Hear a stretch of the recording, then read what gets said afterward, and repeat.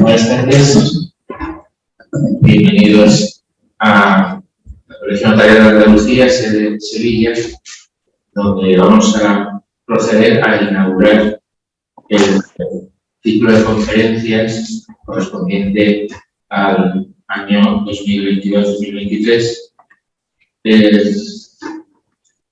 En los estatutos de la Academia Sevillana de Notariado, el artículo 1 dice que su objeto, el objeto de la institución, es el fomento de la ciencia del derecho y de las demás ciencias morales y políticas en sus relaciones con el notariado, así como el progreso cultural de la institución notarial.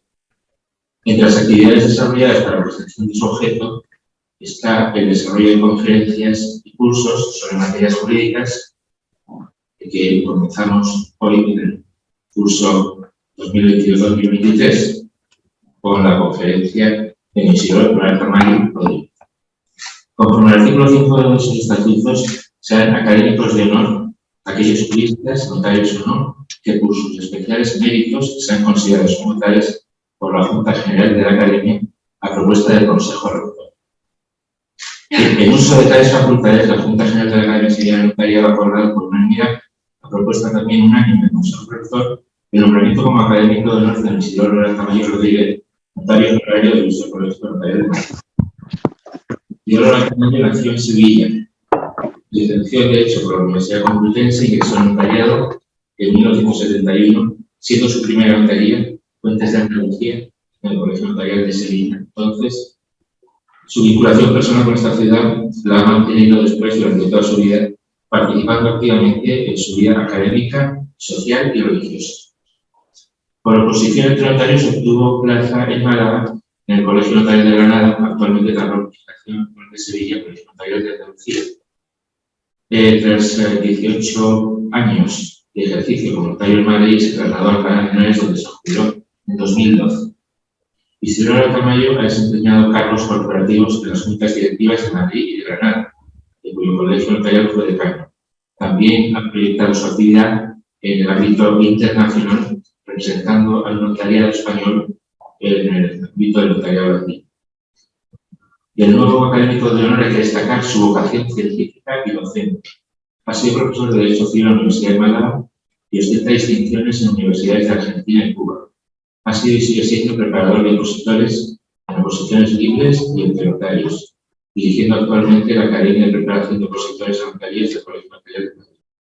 En esta faceta docente hay que agradecerle su colaboración con la sección de preparación de opositores de nuestra academia, donde viene acudiendo cada año para plantear dictámenes avanzados a aquellos opositores que han conseguido superar los 2 primeros ejercicios de la oposición. En su faceta científica como estudioso de Derecho, siempre desde una perspectiva notarial y partiendo de las vivencias profesionales de su despacho, ha impartido multitud de cursos y conferencias en colegios notariales y de abogados, tanto en España como en Iberoamérica, publicando numerosos artículos y colaboraciones en obras colectivas, así como libros tanto en temas de derecho civil, derecho mercantil y derecho notarial, que sería prolijo enumerar. Tras su jubilación, esta faceta la ha desarrollado todavía más, ofreciéndonos recientemente 3 volúmenes de casos prácticos adaptados al programa de notarios y registros, ya con varias ediciones, y una monografía sobre reforma civil y procesal para el apoyo a las personas con discapacidad publicada el pasado año 2021. Entre sus trabajos, últimamente destacan varios dedicados al estudio de la aplicación de la ley de beneficio inventario, redactada en vigor de la ley de jurisdicción voluntaria, cuestión en la que es reconocido como primer especialista. En esta casa ha pronunciado y acordado de hoy, si no me equivoco, 6 conferencias sobre multipropiedad, elevación al público de acuerdos sociales, responsabilidad personal de los socios en el caso de reducción de capital por devolución de aportaciones, sobre ética notarial y más recientemente el pasado curso 2021-2022 sobre autorregulación de la discapacidad, cuya publicación se encuentra en preparación. Son en consecuencia sobrados los méritos que como jurista atesora nuestro querido Isidoro Caramayo Rodríguez y que le hacen merecedor de su nombramiento como académico de honor de la Academia Sevillana de Notariado. A continuación, el secretario del Consejo Rector va a proceder a la lectura del acuerdo de nombramiento.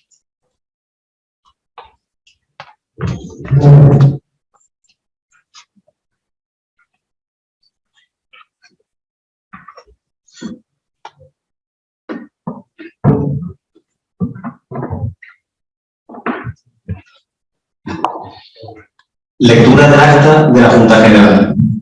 En la Academia Sevillana del Notariado, a 28 de septiembre de 2022, siendo las 19:30, tiene lugar la celebración de la Junta General, convocada al efecto por el señor presidente con el siguiente orden del día, en el cual, en el punto segundo, consta aprobación, en su caso, del acuerdo del Consejo Rector celebrado el día de hoy relativo al nombramiento de don Isidoro Lora Tamayo Rodríguez como académico de honor. Siguiendo el orden del día marcado por el señor presidente, se procede entonces a la aprobación del acuerdo del Consejo Rector celebrado en el día de hoy relativo al nombramiento de don Isidoro Lora Tamayo Rodríguez como académico de honor. Entonces, el señor presidente expone los méritos de don Isidoro, tales como su trayectoria profesional, su labor investigadora y, en especial, la vinculación que ha venido manteniendo con la Academia Sevillana del Notariado desde sus primeros tiempos, habiendo prestado su colaboración tanto como conferenciante en múltiples ocasiones, como en la asidua preparación de dictámenes a los opositores que ya habían aprobado los 2 primeros ejercicios, demostrando en todas estas facetas no solo su altura científica, sino también su calidad humana. Se somete al acuerdo de votación y se aprueba por unanimidad. Se levanta la sesión, siendo las 20 horas del día 28 de septiembre de 2022, y firman el secretario, don Juan Varela Hidalgo, con el visto bueno del presidente, don Francisco José Aranjuez Pública. A continuación vamos a imponer la medalla de académico de honor para el señor Lora Tamayo Rodríguez.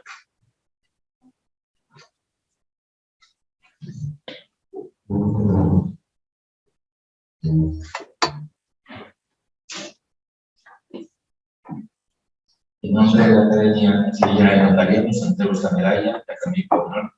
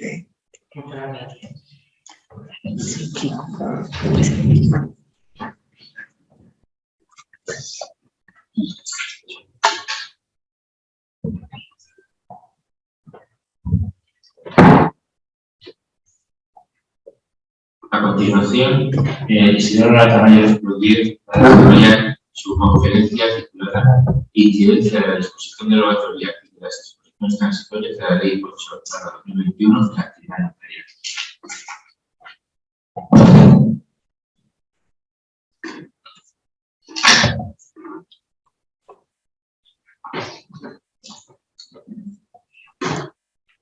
Señor presidente de la Academia Sevillana de Notariado, señor presidente de la Real Academia Sevillana de Legislación y Jurisprudencia, querida Carmen, miembro de la Junta Directiva del Colegio Notarial de Andalucía y directora de la Academia de Preparación, miembro también del Consejo Rector de la Academia, compañeros, señoras y señores, no solamente los aquí presentes, sino también aquellos que por internet se conectan con esta conferencia.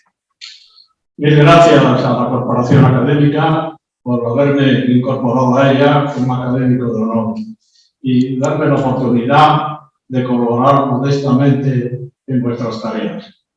Siento un gran respeto inculcado por mi padre hacia las academias y lo que ellos aportan a la vida cultural de los países y de las ciudades en que se encuentran. Las academias sevillanas son un ejemplo de ello.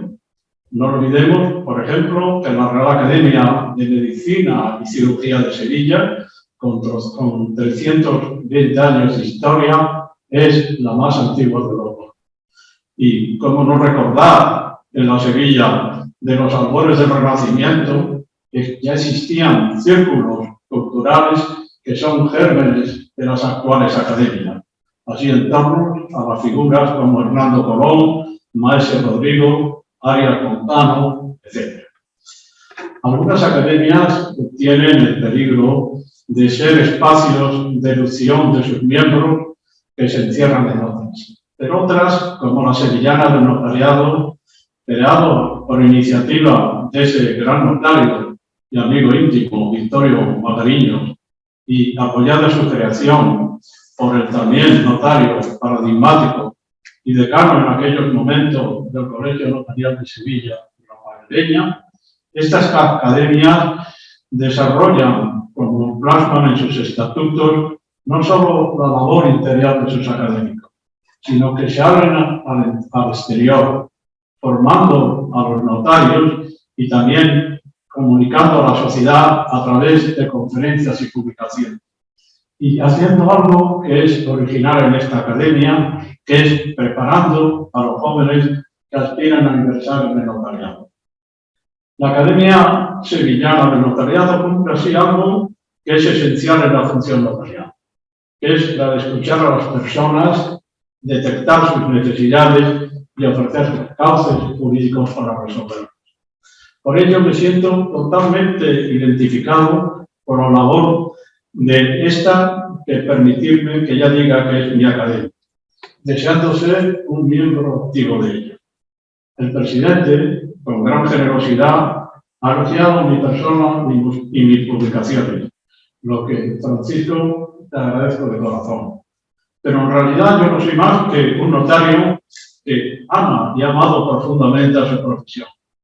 Y eso es lo que me ha movido a servir a la sociedad a través del notariado, procurando sembrar en nuestros opositores y en los jóvenes notarios ese amor al notariado. Y poniendo un granito de arena con mi actividad profesional y con mis publicaciones en facilitar la relación pacífica entre las personas que son los auténticos protagonistas del derecho. Ese es el propósito de la conferencia que voy a desarrollar y que comenzaré ya con el permiso del presidente.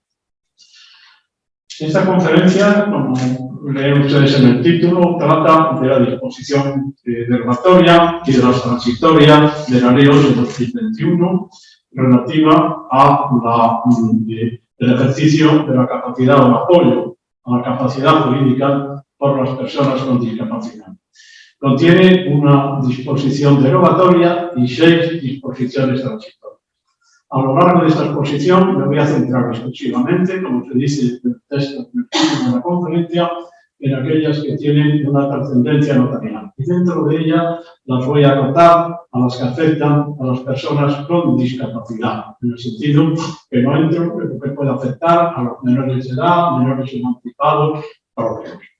La disposición derogatoria única, como decíamos, comienza diciendo que quedan derogadas cuantas disposiciones de igual o inferior rango contradigan, se opongan o resulten incompatibles con lo dispuesto en la presente ley.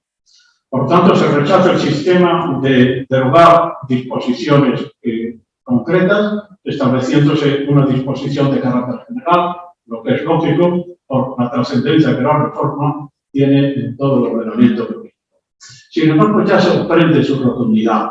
Si nos comparamos la rotundidad con que la norma se expresa así, la comparamos no solo con el artículo 2 del Código Civil, sino con la disposición derogatoria de las leyes recientes, por ejemplo, la ley concursal últimamente, la ley de registro civil, la disposición voluntaria, etc.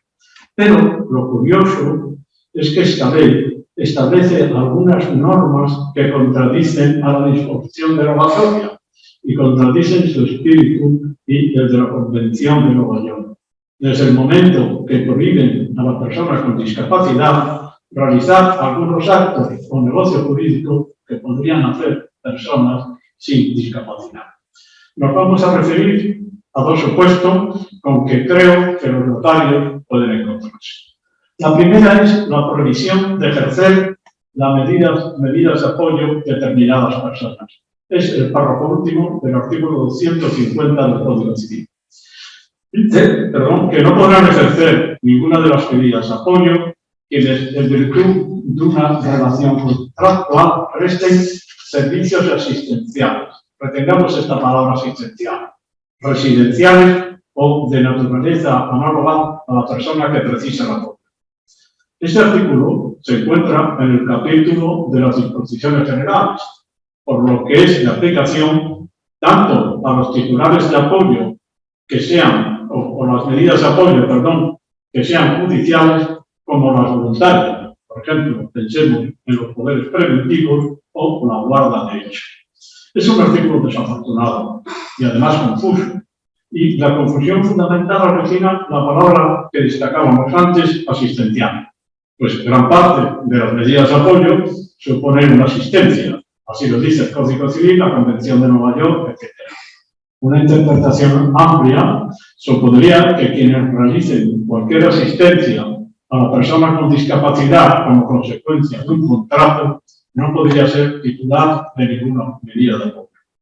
Y por ello, sin perjuicio de que existen algunos autores que sostienen que esa prohibición solo afecta a las medidas judiciales y no a las voluntarias, creemos que esta aplicación se aplica a todas las medidas de apoyo, pero solo a quienes, en virtud de una relación contractual, ayuden a la vida diaria de una persona con discapacidad intelectual de forma continua o varias veces al día. No comprende, por ejemplo, si la persona, en previsión de su discapacidad, designa para que le asista en determinados asuntos el abogado de un despacho X, con el cual tiene una asignación anual. Aquí nos encontraríamos totalmente con una relación contractual, con una asistencia para el ejercicio de la capacidad jurídica, pero en modo alguno podemos considerarlo incluido en esta forma. Más aún, creemos que la asistencia de la que hablamos debe ser el contenido concreto y específico de un contrato de guarda determinado y no ser consecuencia de otro tipo de contrato. Por ejemplo, pensemos en un contrato de alimentos. El alimentista, efectivamente, puede estar obligado a realizar determinadas prestaciones de guardia. Sin embargo, yo creo que al ser consecuencia de este contrato, podría ser perfectamente titular de una medida de apoyo. Pues bien, en el futuro no podrá constituirse ninguna medida de apoyo de carácter judicial o voluntario, ni una guarda de hecho, en la que el titular sea alguna de las personas incluidas en el párrafo último del artículo 250. Pero ¿qué ocurre? Y ese es el tema del derecho transitorio. Si la medida de apoyo con ese titular se constituyó con anterioridad a la entrada en vigor de la ley. Vamos a ver un supuesto. El apoderado preventivo de la persona con discapacidad es un cuidador que lleva años apoyando a la persona con una discapacidad física y la lleva ayudando con todo el rodeo. Por lo que este lleno de confianza le otorga un poder con cláusula de subsistencia para ciertos años. Poder que viene utilizando con toda lealtad. Pues bien, al producirse la discapacidad, este apoderado ya no puede seguir representando a la persona con discapacidad, dadas las palabras literales del artículo 250. No podrá ejercer ninguna de las medidas de apoyo. El artículo podría haber dicho perfectamente, no se podrán nombrar, pero no dice eso. Lo que dice, insisto, es no podrá ejercer. Y a mí lo que me pregunta es cuando se pretenda, realizar una medida de apoyo esta persona ante notario. Insistimos que si se trata de ejercitar las funciones propias de la medida de apoyo judicial voluntaria por una de estas personas, creo que no puede hacerlo, al estar incluido expresamente en la prohibición del artículo 250. El notario, a mi juicio, no debe considerar que esta persona tiene legitimación para ello. Que pienso que corresponde el nombramiento de un defensor judicial. En el plano sucesorio nos encontramos también con otra disposición con las que creo que el notario puede encontrarse en la actualidad. El artículo 753 del Código Civil, en su nueva redacción, declara que no surtirán efecto algunas disposiciones contempladas ya en su redacción anterior, pero añade alguna otra que no existía anteriormente. Me centro en ellas.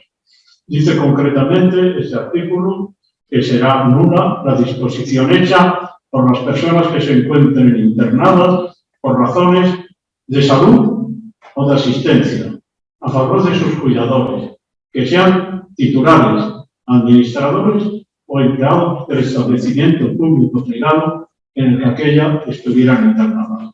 También será nula la disposición realizada a favor de los citados establecimientos. Por tanto, el testador debe ser una persona que se encuentra internada por razones de salud o de asistencia. Según el diccionario de la Real Academia de la Lengua, el internarse es el ingreso de alguien en un establecimiento. Pues bien, tengamos en cuenta que en nuestro caso es por razones de salud o de asistencia, es decir, como en teoría podría ser un hospital, una residencia de ancianos, etc. O un centro para personas con discapacidades físicas o intelectuales. Creemos, sin embargo, que el centro debe ser exclusivamente centro de residencia o asistencia, pero en modo alguno un hospital, aunque sea un centro de salud, y literalmente la norma diga eso.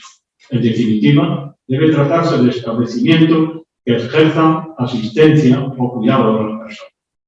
Pero el artículo se refiere a toda persona internada por razones de salud o asistencia, es decir, aunque no necesite medidas de apoyo para el ejercicio de su capacidad política. Por tanto, una persona internada con plena capacidad natural, pero que sufre una discapacidad física que hace recomendable que esté internada en un establecimiento especializado, no podría otorgar las disposiciones a favor de las personas contempladas en este artículo, a pesar de tener capacidad para todo lo demás, incluso en relación con las personas. Puede que estemos ante una discriminación a la persona. Lógicamente, debería ser afectar solamente a los testamentos otorgados por las personas que necesiten medidas de apoyo, pero no se hace así. Aunque al hablar de cuidador, como luego veremos, parece que la persona efectivamente necesita un apoyo, pero es que este apoyo puede ser por razones físicas o por razones mentales. También comprende las disposiciones realizadas a favor del propio establecimiento. Ciertamente se han dado casos de abusos en los supuestos contemplados en este artículo, pero la prohibición absoluta en términos tan radicales nos parece excesiva. Pensemos en una persona anciana, pero con plena lucidez, o no anciana, pero con limitaciones físicas ingresadas en un establecimiento de los vecinos, que no está atendida por familiares y que los únicos que la atienden es el centro en que se encuentran o determinadas personas del día. Prohibirla, que no pueda disponer a favor de ello, por el peligro que su voluntad esté manipulada y para favorecer, en definitiva, a sus herederos intestados, parece que es contrario al principio de que toda persona tiene capacidad para atestar y que no se puede establecer prohibición. Entonces, entramos en el tema del derecho transitorio y qué ocurre si en un testamento otorgado con anterioridad a la entrada en vigor de la Ley 8 de 2021, por persona que fallece después de dicha entrada, se dispuso a favor del cuidador o del establecimiento a los que se refiere el artículo 753. ¿Le es o no aplicable la prohibición para suceder que en este artículo se establece? A nuestro juicio, no es aplicable esta prohibición y la disposición testamentaria debe considerarse válida. Nos encontramos ante un supuesto de prohibición de disposición testamentaria o de incapacidad para suceder. Como destaca el Tribunal Supremo, la finalidad de este tipo de provisión no es otra que preservar la voluntad realmente querida por el testador de posibles e ilícitas captaciones de la misma.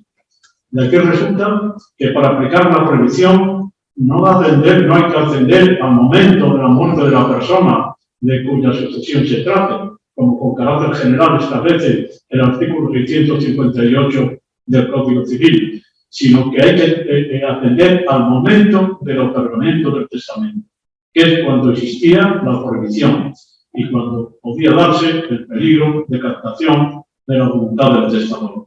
Y en ese momento no existía prohibición. Naturalmente, que hemos tenido anteriormente unos obstáculos para que pueda invalidarse la disposición testamentaria por estar la voluntad viciada por todo. Pero ello es un tema diferente que deberá aprobarse y no aplicarse automáticamente la nulidad o la ineficacia de la disposición testamentaria que comentamos.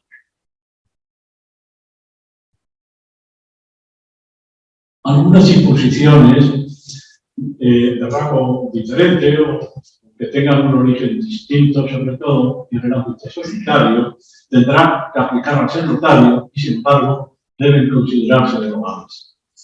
En el texto escrito, procuro tratar varias de ellas, pero aquí me voy a limitar solamente a un supuesto que es la práctica diaria, que es el artículo 213 del texto refundido de la Ley de Sociedades de Capital. Este artículo sigue prohibiendo ser administradores en las sociedades de capital, empleando la terminología derogada, a las personas incapacitadas judicialmente. Conforme a la legislación anterior, la persona a la que judicialmente se le había nombrado fundador o tutor estaba incapacitada judicialmente.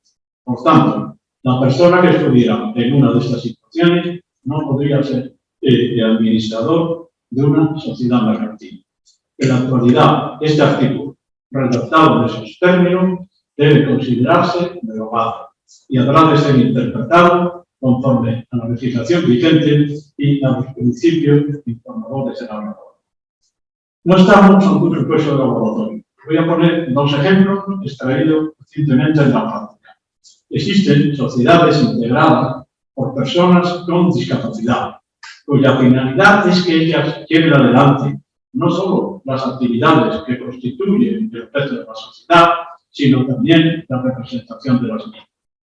Otro ejemplo podría ser el de una sociedad familiar, en que hemos encontrado últimamente que los hijos llevan la sociedad fundada por su padre y pretende, sin embargo, que éste continúe como miembro del Consejo de Administración, a pesar de que por su edad avanzada está perdiendo facultades intelectuales.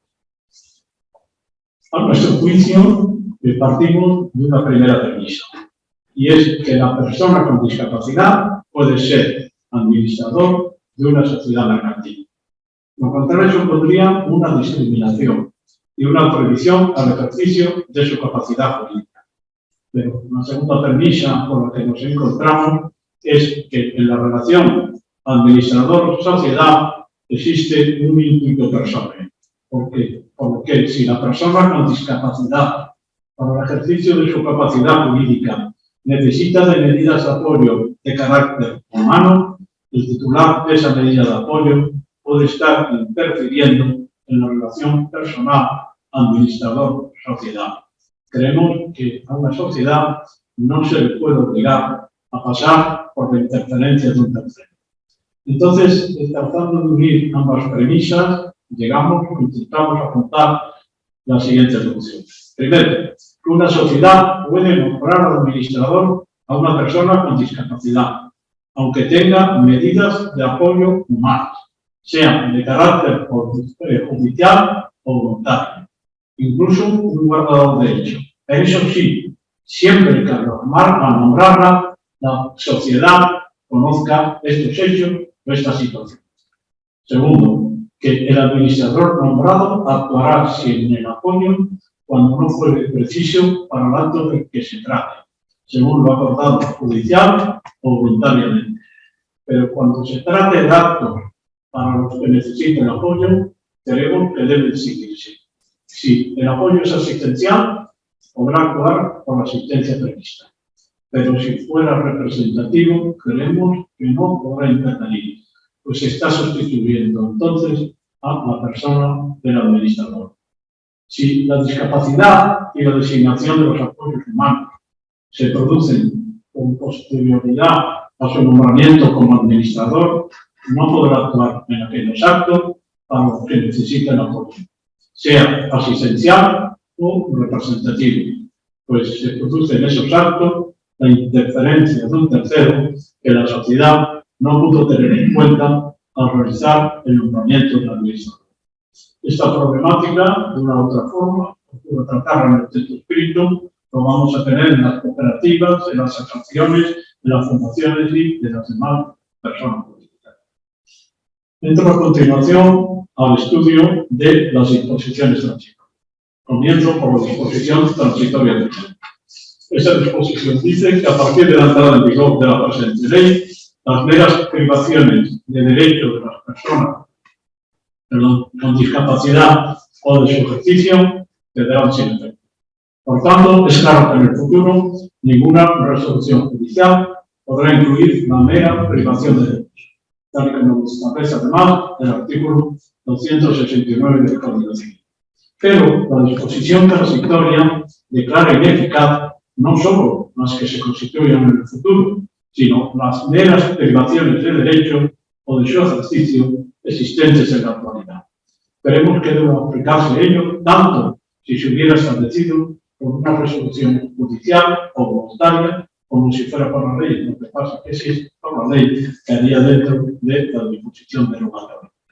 Pues bien, los casos más frecuentes en el plano judicial, con trascendencia notarial, de los que nos hemos encontrado, son las sentencias que prohibían a una persona con la capacidad modificada posteriormente otorgar testamento, contraer matrimonio o ejercitar su derecho al sufragio.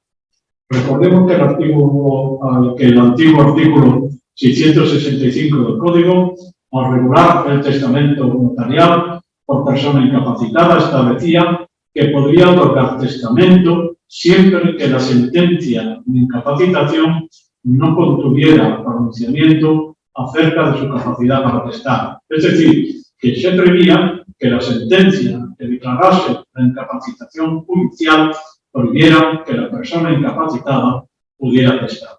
En la actualidad, por tanto, este pronunciamiento será ineficaz. De manera específica para el testamento, el artículo 662 del Código Civil establece que pueden testar todos aquellos a quienes la ley no lo prohíbe expresamente. Exactamente será igual, será ineficaz una resolución judicial que estableciera la prohibición para contraer matrimonio. El artículo 23 de la Convención de Nueva York reconoce el derecho de todas las personas con discapacidad en edad de contraer matrimonio a casarse y fundar una familia sobre la base, eso sí, del consentimiento libre y pleno de los futuros. El Tribunal Supremo ya, en dos sentencias, de 15 de marzo del año 2018, había declarado, es decir, antes de la entrada en vigor ya después de la entrada en vigor de la Convención de Nueva York, pero antes de la Ley 8 de 2021, había declarado ineficaz algunas sentencias en las que se prohibía testar o contraer matrimonio a personas con discapacidad. Y respecto al sufragio, recordemos la Ley 5/2018, que establece que a partir de su entrada en vigor quedan sin efecto las limitaciones en el ejercicio del derecho de sufragio establecido por resolución judicial respecto a las personas con discapacidad. Por tanto, una persona con discapacidad podrá otorgar un poder electoral notarial, aunque en la sentencia de incapacitación se le prohibiera. La disposición transitoria segunda establece que los tutores y curadores ejercerán su cargo conforme a las disposiciones de la nueva ley, aplicándose a los tutores las normas establecidas para los curadores representativos. Sin embargo, a quienes ostenten la patria potestad prorrogada o rehabilitada continuarán ejerciéndola hasta que se produzca la revisión a la que se refiere en la disposición transitoria quinta. Tutores. Es fácil decir que a los tutores se les aplicarán las normas de los curadores representativos conforme a la legislación actual, pero no es tan fácil aplicar. En la práctica, los notarios se van a encontrar con sentencias que declaren la incapacitación plena de una persona para todos los actos de trascendencia personal y patrimonial. Entonces, ¿qué debe hacer el notario? A nuestro juicio es claro que hay que partir de la sentencia en la que se constituyó la incapacitación, por lo que debe considerar que efectivamente el otorgante es una persona con discapacidad. Que esta persona tiene una medida de apoyo de carácter judicial que se ha convertido en una curatela representativa. Pero creemos que es esencial examinar a fondo la sentencia en la que se declaró la incapacidad, pero no solo el fallo final, sino los hechos y fundamentos del derecho. Si de ello resulta que la persona tiene una discapacidad profunda, por llamarla de algún modo, podremos aplicar sin más la curatela representativa. Pero si resulta que no existe esa discapacidad profunda, creo que no se puede prescindir sin más de la persona con discapacidad para el otorgamiento de los negocios jurídicos que la afecten, lo que nos obliga a distinguir. Si se pretende el otorgamiento de un alto negocio jurídico para los que la persona con discapacidad necesitó de autorización judicial, anotar evidentemente le debe bastar esa autorización judicial, porque el juez ya tuvo en cuenta la voluntad, deseo y preferencia de la persona con discapacidad. Pero si se trata de supuestos en lo que no se necesita esa autorización judicial, creemos que debe procurarse que en la escritura comparezca la persona con discapacidad y el notario, tras comprobar efectivamente que tiene capacidad natural para ese acto concreto, debe asegurarse que la representación por el antiguo tutor, curador representativo, responde a la voluntad, deseo y preferencia de la persona con discapacidad. Es el curador quien debe otorgar el documento, pero la persona con discapacidad asiente a ello. Si se prescinde de lo anterior, lógicamente no va a afectar a la validez del acto, ni tampoco a su eficacia, pues representó a la persona con discapacidad y quien estaba designado judicialmente. Pero puede ser un tema de responsabilidad del curador, y no quisiera que fuera también un tema de responsabilidad del notario. Otro tema con que el notario puede encontrarse es el relativo a las autorizaciones judiciales pertinentes, pues en las sentencias anteriores a la reforma se hacía una revisión al artículo 271, que en la actualidad es el 287. Los supuestos de la norma actual son más amplios. Entonces, ¿a cuál de ellos deberá tenerse el notario? ¿Al 271 anterior al que se refería la sentencia o al 287? A nuestro juicio, al 287 actual. Pues por la literalidad de la disposición transitoria segunda, que los tutores ejercerán su cargo conforme a las disposiciones actuales. La curatela asistencial, en principio, surge menos problemas que la representativa, pero sin embargo queremos ocultar dos cuestiones de derecho transitorio. La primera es que, no obstante tener la curatela antes y ahora un carácter asistencial, en sentencias anteriores, declarando la incapacitación, vamos a encontrar alguna en que se atribuye al curador facultades representativas, además de las asistenciales. Son sentencias contradictorias, técnicamente no están bien construidas, porque si es curador no podía tener facultades representativas. Pero existen en la actualidad sentencias de ese tipo. Si decimos que a los curadores actuales se rigen por las normas de la curatela asistencial, puede surgir la duda de si hay que respetar los supuestos en los que se exige la autorización judicial. Creemos que estas facultades representativas del curador asistencial o del curador conforme a la legislación anterior deben ser, por así decirlo, respetadas. No queremos que el notario pueda modificar sin más la resolución o la sentencia judicial, transformando el representativo en asistencial. La segunda cuestión es muy parecida a la que decíamos anteriormente en materia de tutela. Y es que el artículo 290 anterior disponía que si la sentencia de incapacitación no hubiese especificado los actos en que debe ser necesaria la intervención del juzgador, se entenderá que se extiende a los mismos actos que los tutores necesitan, según este código, autorización judicial. Y la pregunta es la misma. ¿Aplicamos el 271 anterior o el 287? Vuelvo a considerar que el 287. Respecto a la patria potestad, prorrogada o rehabilitada, como todos ustedes saben, ha sido suspenida. No obstante, esta disposición transitoria segunda dispone que quienes la ostenten continuarán ejerciéndola hasta que se produzca la revisión conforme a la legislación anterior. Por tanto, hay que partir del derogado artículo 171. Este artículo establece que la patria potestad prorrogada en cualquiera de estas dos formas se ejercerá con sujeción a lo especialmente dispuesto en la resolución de incapacitación y subsidiariamente en las reglas del presente título. Por tanto, no se trata sin más de aplicar las reglas de la patria potestad, sino que habrá que estar, como en todos los casos anteriores, en primer lugar a la sentencia de incapacitación. Pero lo que ocurre es que la aplicación directa de las normas de la patria potestad puede no responder exactamente al espíritu de la Ley 8/2021 y al de la Convención de Nueva York, y ello fundamentalmente por dos razones. La primera, porque conforme al artículo 154 del Código Civil, al titular de la patria potestad corresponde representar y administrar los bienes del menor.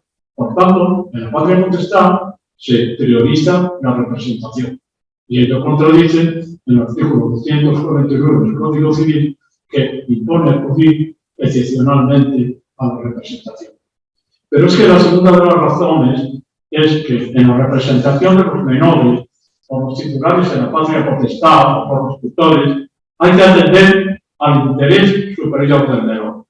Sin embargo, en la asistencia y en la representación de las personas con discapacidad, debe atenderse a su voluntad, deseo y preferencia, aunque ella objetivamente no sea lo mejor para la persona con discapacidad. Ahora bien, nos encontramos con el artículo 154 del Código, que dice que la patria potestad, como responsabilidad parental, se ejercerá siempre en el interés de los hijos e hijas, de acuerdo con su personalidad, y además que con respeto a sus derechos, su integridad física y mental.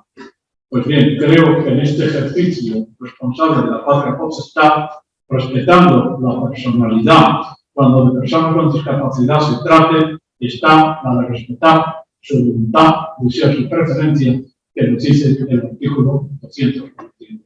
Pero más o menos, en la nueva redacción de la Ley Orgánica 8/2021 del 4 de junio, fíjense ustedes que es de la misma fecha que la ley que comentamos, pero es diferente, es una ley orgánica que trata de la protección integral de la infancia y de la adolescencia, añade un nuevo párrafo al artículo 154 y dice lo siguiente: si los hijos o hijas tuvieran suficiente deber, deberán ser oídos siempre antes de adoptar decisiones que les afecten, sean en procedimientos contenciosos o de mutuo acuerdo. Entonces, aplicando las consideraciones anteriores a la actuación notarial, a nuestro juicio, hay que respetar la medida de apoyo acordada judicialmente, como antes decía, pero aplicando los principios informadores de la protección a la persona con discapacidad y también los de protección a los menores de edad, como contenido de la patria potestad, si esta persona tiene suficiente juicio, deberá darse la intervención en la escritura en base al párrafo 154 anteriormente descrito. Más aún, en los supuestos del artículo 166 del Código Civil, creemos que si la persona con discapacidad tiene suficiente juicio, podrá consentir, como lo hacen los mayores de 16 años, pero menores de edad, podrá consentir lo repuesto para lo que este artículo exige la autorización judicial prescindiendo de él.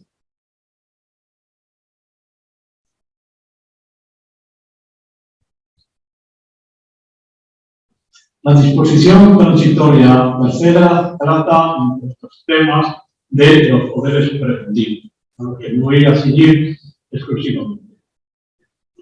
Los poderes y mandatos preventivos otorgados con anterioridad a la entrada en vigor de la presente ley quedarán sujetos a esto. No obstante, con virtud del artículo 259, se apliquen a los apoderados las reglas establecidas para la tercera, quedarán excluidas las correspondientes a los artículos 284 a 290 del Código Civil. Porque en esta norma resulta que efectivamente se han salvado con ella importantes temas de derecho transitorio, fundamentalmente la exclusión de las normas de la curatela de los poderes otorgados con anterioridad a la reforma, entre las que destaca el no necesitarse de la autorización judicial en el supuesto del artículo 287. Pero sin embargo creo que se presentan algunos otros problemas que es importante abordar. No da tiempo ni mucho menos a todos ellos, simplemente indicar algunos para mí de los más preocupantes. Y es que tenemos que ser conscientes que el apoderado o mandatario, desde la entrada en vigor de la Ley 8/2021, se va a convertir en titular de una medida de apoyo a la persona con discapacidad. El poder de subsistencia, por ejemplo, que había sido otorgado con anterioridad a la entrada en vigor de la Ley 8/2021, pasa de regirse por las normas del mandato a regirse por las normas del libro primero dedicado a la persona en su sección, con su título 11, de las medidas de apoyo a las personas con discapacidad para el ejercicio de su capacidad política. El paradigma ha cambiado, pues el apoderado y sus relaciones con el contratante pasan a estar en un marco diferente. No tendrá el apoderado que ajustarse solamente a las instrucciones del mandante, sino también al marco legal que a los titulares de las medidas de apoyo les se establece en el título 11 antes referido, fundamentalmente en el artículo 249, atender a la voluntad, deseo y preferencia de la persona con discapacidad. Pero más aún, entramos en la contradicción que estamos ante un apoderamiento cuando en relación con las medidas de apoyo, el apoderamiento y la representación tiene un carácter excepcional. Y mediante el poder, lo que se está haciendo es representar a la persona. Creo que el notario debe advertir y configurar correctamente este hecho en el momento que se otorgue este tipo de poderes. Pero también creo que debemos tener mucha prudencia cuando se trate del ejercicio por el apoderado de estas facultades, teniendo en cuenta, insisto una y otra vez, que no se trata ya de un apoderado ordinario, sino del titular de una medida de apoyo. En cuanto a la sustitución de los poderes preventivos, es algo que también debe tenerse en cuenta y sobre todo en este periodo transitorio, puesto que el artículo 261 del Código Civil dice que el ejercicio de las facultades representativas será personal, sin perjuicio de la posibilidad de encomendar la realización de uno o varios actos concretos a terceras personas. Este es un precepto importante. No cabe una sustitución ya general del poder preventivo, ni menos aún un subapoderamiento, sí que cabe de concretas facultades. En el futuro, por tanto, no podrán sustituirse estos poderes. Sin embargo, la sustitución ha podido hacerse antes de la entrada en vigor de la Ley 8/2021. Lógicamente, lo hecho por el sustituto antes de la entrada en vigor es perfectamente eficaz. Sin embargo, dada la exigencia del artículo 261, que el ejercicio de las facultades representativas será personal, y de la exigencia de la disposición transitoria tercera, que los poderes y mandatos preventivos otorgadas con anterioridad a la entrada en vigor de la presente ley, quedarán sujetos a esta, no vemos posible que pueda intervenir el sustituto de un apoderado preventivo en virtud de una sustitución otorgada con anterioridad a la entrada en vigor de la ley, salvo los supuestos del artículo 271 del Código Civil. Entro a continuación en la disposición transitoria cuarta, que se refiere a la sustitución ejemplar. La sustitución ejemplar, como ustedes saben, ha pasado por varias vicisitudes en la elaboración de la ley que comentamos. En el proyecto del Gobierno se regulaba de manera más extensa que lo hacía el Código Civil en su redacción anterior. En el Congreso de los Diputados se suprime esa sustitución y no se contempla la situación transitoria. Pues bien, en la ponencia del Senado se introduce una disposición transitoria que puede dar lugar a infinitas interpretaciones. Esta disposición dice así: cuando se hubiera nombrado sustituto en virtud del artículo 776 del Código Civil, es decir, sustituto ejemplar, en el caso de que la persona sustituida, es decir, una persona incapacitada, utilizando la expresión anterior, hubiera fallecido con posterioridad a la entrada en vigor de la nueva ley, se aplicará lo previsto en esta. Y en consecuencia, la sustitución dejará de ser ejemplar, sin que pueda suplir el testamento de la persona sustituida. No obstante, la sustitución se entenderá como una sustitución fideicomisaria del residuo en cuanto a los bienes que el sustituyente hubiera transmitido a título gratuito a la persona sustituida. No podemos entrar a fondo en el estudio de esta disposición y nos da para más de una conferencia. Pero vamos a hacer esto dicho. Conforme a esta disposición, si la persona sustituida, es decir, la persona con discapacidad, fallece con posterioridad al sustituyente, pero vive a la entrada en vigor de la nueva ley, se aplica lo dispuesto en la disposición transitoria. Es decir, que la sustitución que era ejemplar y estaba vigente pasa de ser ejemplar a una sustitución fideicomisaria de residuo. Se toma como referencia que el sustituido, es decir, la persona con discapacidad, fallezca posteriormente a la entrada en vigor de la ley.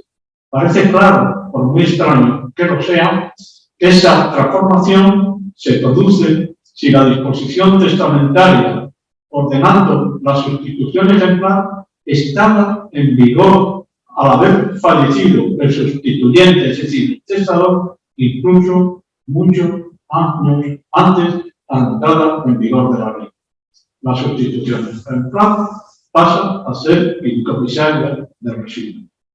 Por tanto, una persona que heredó sin ninguna limitación a la pendiente, solamente la previsión que si fallecía intestado o sin haber recobrado la razón, pasa de ser heredero libre a ser un heredero fiduciario de residuo. Entonces, ¿qué bienes integran esta sustitución? Pues no está nada claro, puesto según la disposición transitoria, los que dejó el testador a la persona con discapacidad a título gratuito. Hombre, está claro que lo dejado por testamento, pero claro que una sustitución ejemplar se extienda a los que se habían dejado por vía de donación a través del patrimonio protegido, resulta francamente extraño. ¿Pero qué ocurre con los legítimos?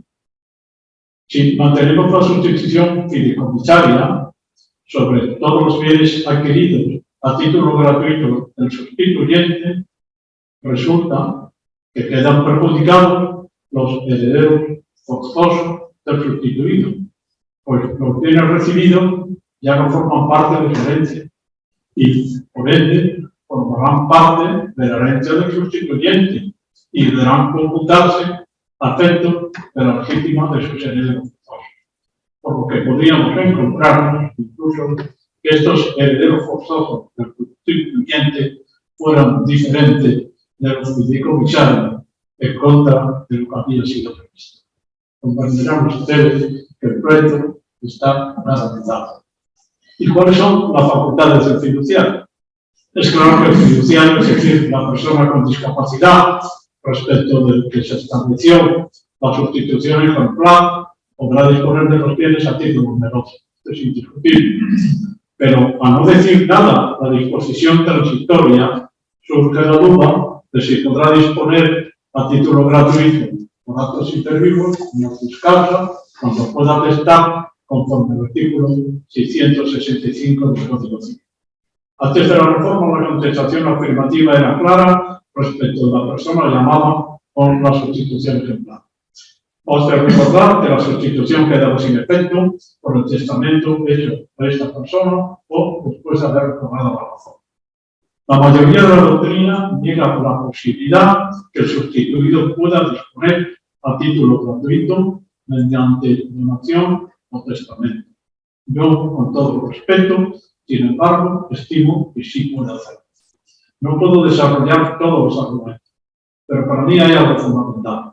El sustituido ejemplarmente en la legislación anterior era un heredero puro, sin ninguna limitación que directamente le afectase, sin indirectamente, si la sustitución se hacía legal. Este heredero tenía plenas facultades dispositivas a título oneroso. Con autorización judicial podría incluso disponer a título gratuito su representante legal. Pero sobre todo, como hemos dicho una y otra vez, podría otorgar por sí mismo testamento en un intervalo lúdico, cumpliendo las exigencias del 665 y siempre se reconoce la razón. De considerar que el sustituido, es decir, la persona con discapacidad, a partir de la entrada en vigor de la ley, no puede disponer por actos a título gratuito, es privar, o más gráficamente, arrebatarle facultades que ya tenía. Dudo que constitucionalmente se pueda arrebatar a una persona sin más esta facultad, pero sobre todo creo que es contrario a los principios informadores de la Convención de Nuevo León y del Rey 8/2021, que pretende que la persona con discapacidad pueda ejercitar su capacidad jurídica en igual de condiciones de las demás. Y aquí, a quien era heredero puro, se le está limitando esta facultad. Se está en definitiva prohibiendo a la persona con discapacidad algo que antes podía hacer. Se le está impidiendo donar y testar respecto de unos bienes que había recibido en propiedad. Cuando el Código Civil reformado reconoce la posibilidad de testar a toda persona que en el momento de hacerlo pueda conformar y expresar su última voluntad. Al negar la facultad de disponer a la persona con discapacidad título gratuito de los bienes que heredó por la sustitución ejemplar, se le está privando de un derecho que antes tenía. Las normas reguladoras de la discapacidad de las personas deben ser interpretadas en el sentido más favorable a su desenvolvimiento jurídico en igualdad de condiciones con las demás. Concluyo con la disposición transitoria quinta. Se trata de la revisión para adaptarnos a la nueva ley de las incapacitaciones judiciales o modificaciones de las establecidas con anterioridad a la entrada en vigor de la ley. Existen dos posibilidades: que la soliciten voluntariamente las personas con discapacidad o los titulares de las medidas aprobadas, lo cual podrá hacerlo en cualquier momento y deberá la autoridad judicial resolverla en el plazo de un año. Que no la soliciten, en cuyo caso lo hará durante el plazo de 3 años la autoridad judicial de oficio o instancia del Ministerio Fiscal. Pero sin embargo, el tema que nos resuelve la disposición transitoria es lo que ocurrirá si en esos plazos no se ha producido una revisión ordenada en esta norma. Es difícil dar una solución al supuesto planteado en la actuación notarial si en los plazos referidos no se hizo la adaptación exigida. Desde luego creemos que el notario, si se pretende un otorgamiento, deberá comunicar al Ministerio Fiscal el hecho de no haberse realizado la medida. Pero con independencia de ello, tenemos que el notario no puede considerar que por haber transcurrido el plazo, la persona con discapacidad ya no necesita de medida de apoyo, aunque ésta no esté adaptada. Y por ende, no creemos que pueda actuar como si la medida de apoyo no la tuviera. Pero tengamos en cuenta que por sentencia firme se declaró la incapacitación judicial de la persona y por ende quedó probada la existencia de una discapacidad. Por otra parte, el notario negarse sin más a autorizar el documento pretendido hasta que judicialmente se revise la sentencia de incapacitación podría dañar los intereses de la persona. Quizá la solución podría ser considerar que transcurrido el plazo para la revisión judicial de la sentencia de incapacitación hasta que la misma se realice, el tutor, curador o titular de la patria potestad prorrogada es un guardador de hecho y aplicar la normativa propia del mismo. Ello nos parece más práctico que considerar que al no poder actuar el titular de la medida de apoyo corresponde designar un tutor judicial conforme al artículo 295 del Código Civil. De todas formas, este tema, que casi seguro se va a plantear, debería ser resuelto al menos por una instrucción de la Dirección General. Pues nada más y muchas gracias.